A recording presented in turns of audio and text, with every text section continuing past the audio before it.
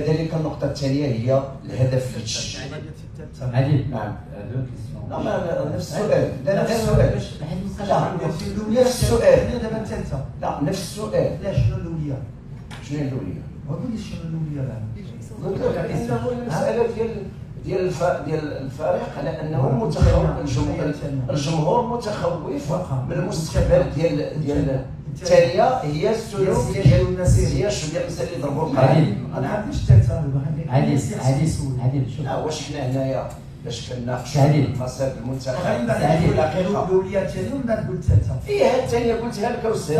قلت لك بانه الحكيم زياش والنصيري خدف واحد بالكوطه في الكوندو توش واحد الماتشوف انا عادي كان دابا اللي كنقول لك كان بشويه حنا ولكن كنستفزوا. انت قلت الثالثه غير دابا كنحكي لك القانون ديالي انا. انت كتقول الثالثه دابا انا قلت لك واخا ممكن تخليوني عادل انا كنضيع الوقت غير في انا نجاوبك. انا عندي الوقت واخا ولا عندكم الوقت سمحوا لنا حنا كصحفيين اعلاميين رياضيين نحضروا النقطة الأولى قلت بأن الجمهور متخوف على المستقبل ديال الكرة. ثانيا حكيم زياش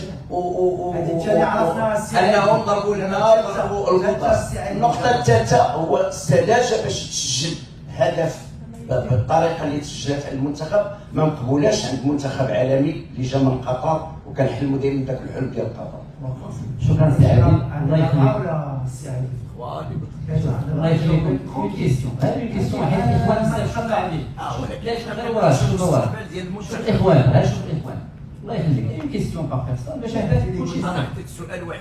لا ثلاثة. ما كاينش التوقف اللي كتوقفونا هي اللي كتضيعوا. لا صديق سير تفضل. حنا عندنا الوقت. شفتي على السي عادل غنبقى معنا ما تخافش غنجاوبك كلشي ولا عندك رابعه انا غنجاوبك. ترونكيل غير ما تقلقش السي عادل. لا لان حنا كنناقشوا. علاش انا قالوا لي غير اون كيستيون. انا شوف انا شتي كامل انا غيقولوا لي اون كيستيون باغ جورناليست. انت زدتي الثاني ملي قلتي الثالثه قلت لي بلاتي قلت لك ما كاينش ثالثه غير على هادشي. بغيتي الثالثه قلت راه غنجاوبك بشويه. حنا ترونكيل كامل. دونك السؤال